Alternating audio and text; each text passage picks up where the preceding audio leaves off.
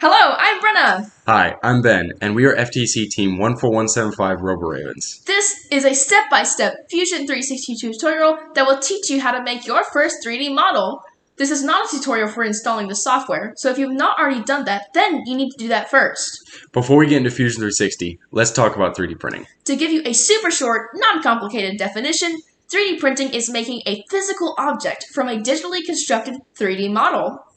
We have used 3D printing for many things on our robot, such as grabbers, phone holders, wheel adapters, and more. 3D printing is great for beginning teams who do not have a lot of money to pour into expensive robot parts. It is also great for teams who want quick prototyping. However, if you want to start 3D printing, you will need a 3D printer, a modeling software like Fusion 360, and that big ball of jelly that you call a brain. Now that you have an idea of what 3D printing is, let's talk about Fusion 360.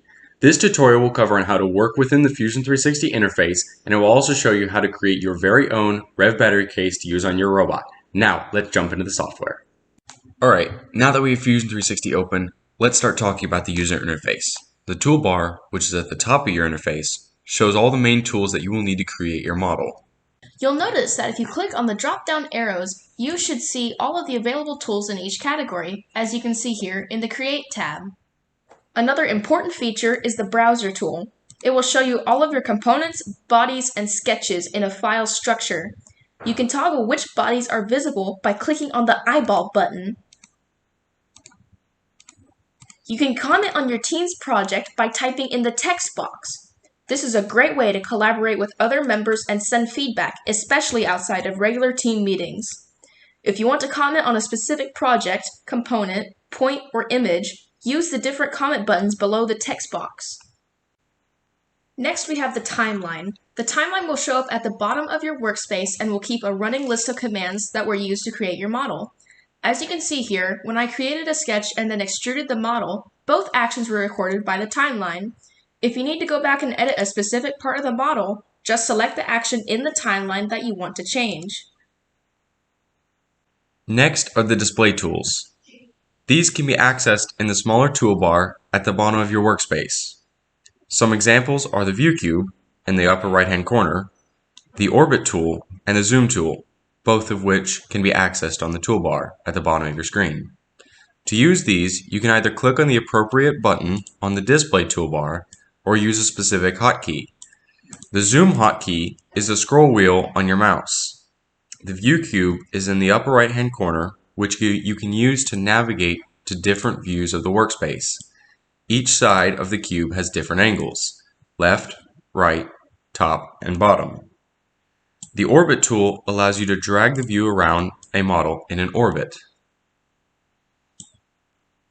Now that you have a general understanding of the Fusion interface, we can create the battery cover. The process of creating a model usually starts with a sketch, then to extruding, and lastly, modifying the object as needed. To begin, we will need to sketch the base of the model.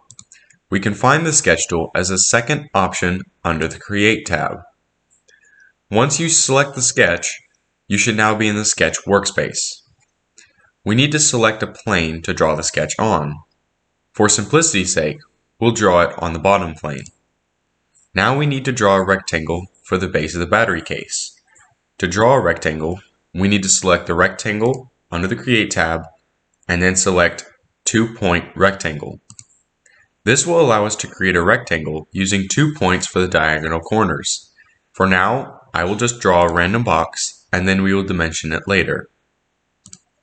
Now that you've made your shape, you're going to want to cancel out of the 2-point rectangle option.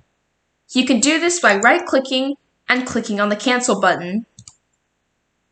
Now that you've done that, we'll want to dimension our sketch. This means we'll add our own values to the sketch to make it however big or small we want. To select the Dimension tool, you can either press D on your keyboard, or you can navigate to the Create tab and click on Sketch Dimension, all the way at the bottom. Now that you have that selected, let's dimension our sketch. You can do this by clicking on any of the sides and dragging out the drop-down menu. Once you have that, it'll give you the option to input some values. For this side, we want it to be 5 inches long. For the other side, you can do the same thing, and we want it to be 2 inches long. And there you have it. Now that we have the correct rectangle size, we need to create the walls of the battery case. To do this, we can use the Offset tool, which you will find under the Modify tab, as you see here. The Offset tool allows you to copy the original sketch and then scale it up or down a desired distance. Now that we have the Offset tool selected, we must choose the line that we want to offset. I will first click anywhere on the rectangle line, and then we will input a value. We want the walls to be about 1/4 of an inch outside the original sketch, so I will input a value of -0.25. To complete the sketch phase, click the green checkmark button in the upper right-hand corner called Finish Sketch. This will take you out of the sketch workspace and back into the solid workspace for modeling a 3D object. To create a 3D object out of the sketch, we need to use the Extrude tool under the Create tab. This tool creates depth from a closed 2D profile. Once you have the Extrude tool selected, we need to select a profile. For the bottom of the battery case, we will extrude the center rectangle, as you see here, by 1/4 of an inch, or 0.25. Now, here's where the timeline comes in handy. I will hover over the original sketch action, right-click, and select Edit Sketch. Now, we can go back and extrude the walls. Because we are in the sketch workspace and it has different tools, we need to select the Extrude tool with the letter E on your keyboard. Then select the wall sketch profile. We want the walls to be 3 inches high, seeing as the Rev battery is 3.5 inches tall.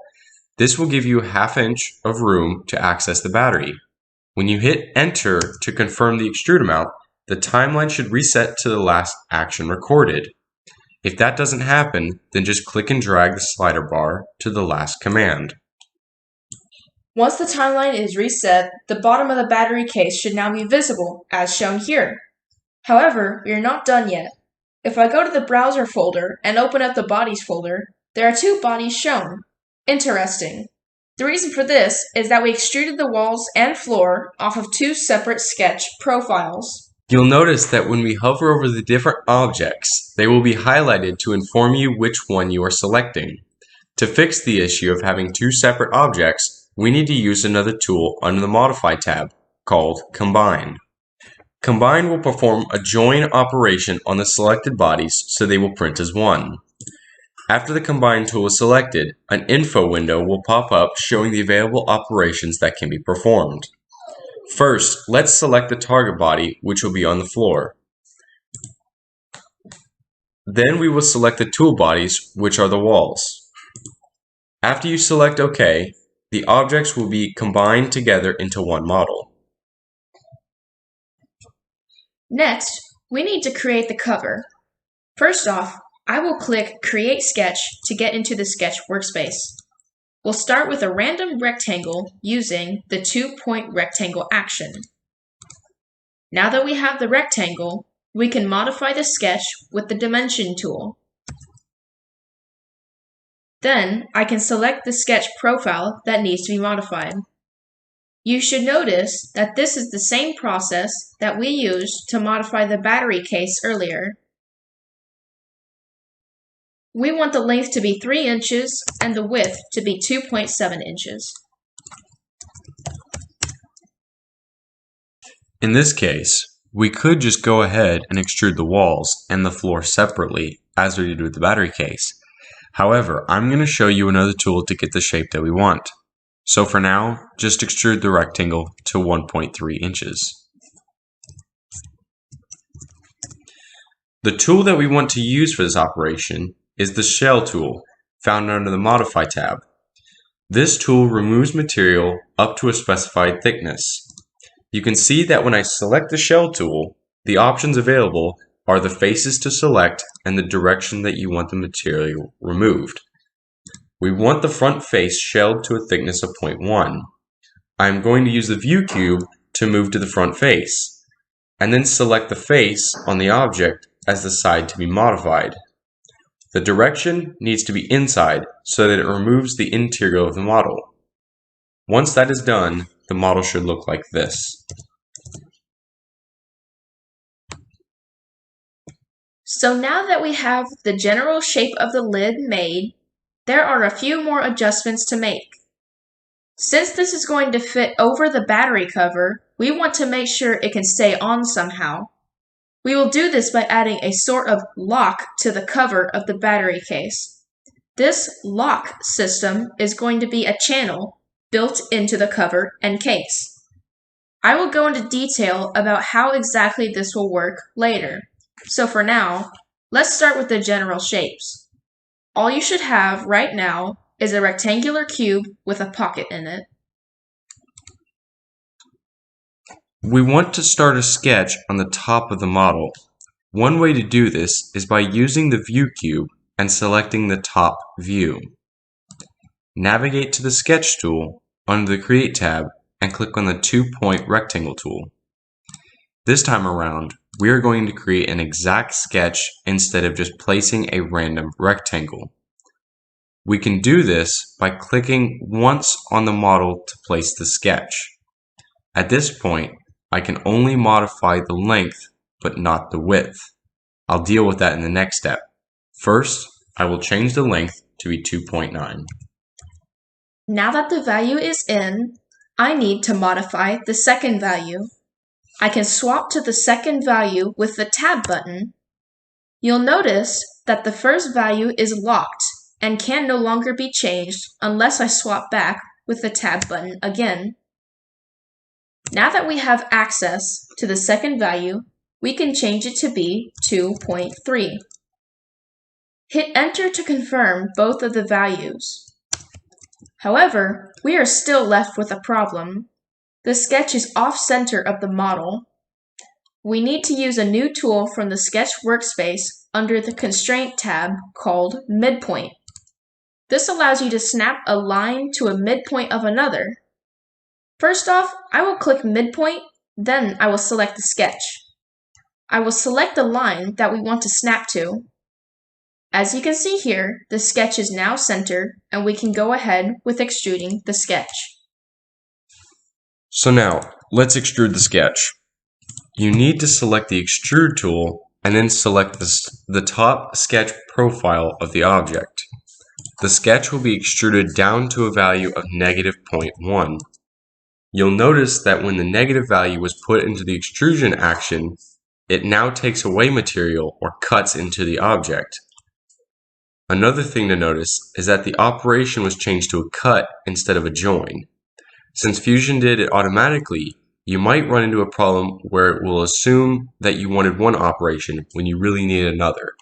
Keep that in mind when you're modeling, as you might have to switch to another operation depending on your needs.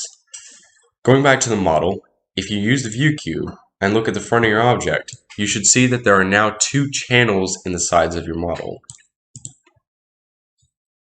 Now that we have the battery case and cover, we need to make the final touches to the models. We want a way to keep the battery wires safe from being kinked or damaged. We will do this by making a hole in one side of the case model. I will begin by placing a 2-point rectangle sketch on one of the short sides of the case model, the short side being the one that is 2.5 inches long. We want to make this an exact sketch, so I will only click once to place the sketch, and then use the tab key to input 1.5 inches in both flyout boxes. Now that we have a 1.5 by 1.5 inch square sketch, we need to dimension it. Use D or look under the Sketch tab to find the tool.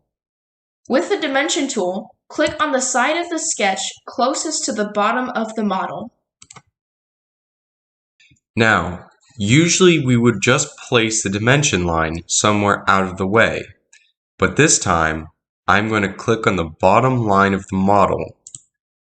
This means that both the bottom line of the sketch and now the bottom line of the model are selected. The new dimension line that we created will be for the distance between those 2 lines. Because we have a dimension line there, we are able to modify that distance to create sort of an offset from where the original sketch was. After I input a value to this new dimension line, the sketch placement should be that distance away from the model floor. The value that we want is 0.1. 25. Once I hit enter, you can see that the sketch snaps to that new offset location. We will use the same dimensioning method to center the sketch on the model. Use the dimension tool to click on the right side of the sketch and select the rightmost side of the model, as you see here. Input a value of 0.5 and hit enter. Again, the sketch should snap to that location and should now be centered on the model. It should look like what I have here. Select Finish Sketch to exit the sketch workspace. Select the Extrude tool with E or by finding it under the Create tab. Extrude the sketch to a value of -0.25 so we cut away material. Now you have a place for the wires to sit. Now we need the channels in the case so that the cover will fit. I will go ahead and create both sketches on the short side of the battery case, as you see here, that does not already have a hole in it. Now that I have both sketches, the two square sketches that you see are each 0.11 inches tall and 0.13 inches wide. You can place these anywhere near the top of the model, as we will dimension them next. Now I have the dimension tool, and we will need to select both the top of one of the squares and the top of the case model. The dimensioning value will be 0.15 inches. I will repeat this step for the other square.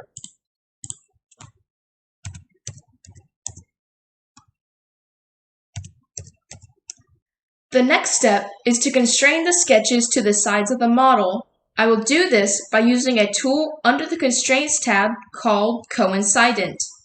This tool constrains one or 2 points to a line or another point. I will click on the top corner of the sketch closest to the model edge first when I select the model outline. Once I hit OK, you'll see that the sketch snaps to the edge of the model. You can do this same step to the other square. Now that both sketches have been constrained, we need to extrude them. I will select the Extrude tool from the Create tab and select both sketch profiles. If the sketches don't show up, you can just find them in the browser sketch folder and toggle visibility, as shown here. The distance to cut into the model is -2.9. This will automatically swap to a cut operation, so all we need to do is click OK.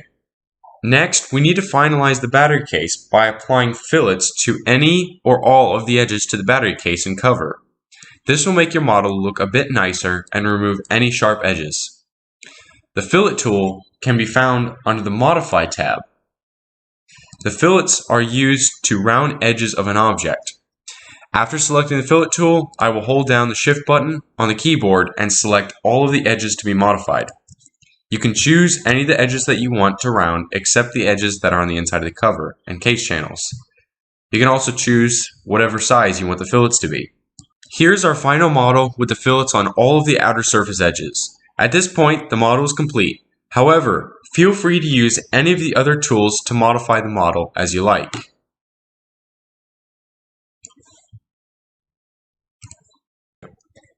Before we end this video, we have a few things to add.